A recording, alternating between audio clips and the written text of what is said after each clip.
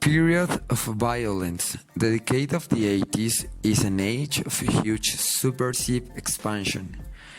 The FARC fronts growing along the length and the breadth of the country. The war between army and the guerrillas begins in 1964. Manuel Marulanda Vélez, alias Tiro Fijo, and 42 of his men were combating the army in the valley of Marquetalia Caldas.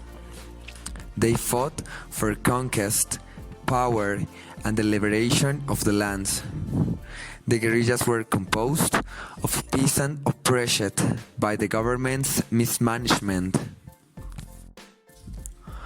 On November 12 of 1981, Marta Nieves Ochoa was kidnapped and the drug traffickers created the Mass Group, an organization dedicated to eradicating guerrillas and kidnappers.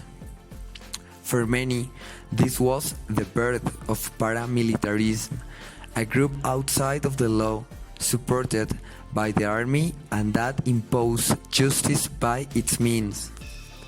March 11 of 1984, the army dealt a severe blow to drug trafficking when they found a complex of 14 laboratories in Caquetá where cocaine is industrialized. April 30 of 1984, Justice Minister Rodrigo Lara is assassinated by the Medellin cartel, and on May 2nd, the government announces the extradition will be made.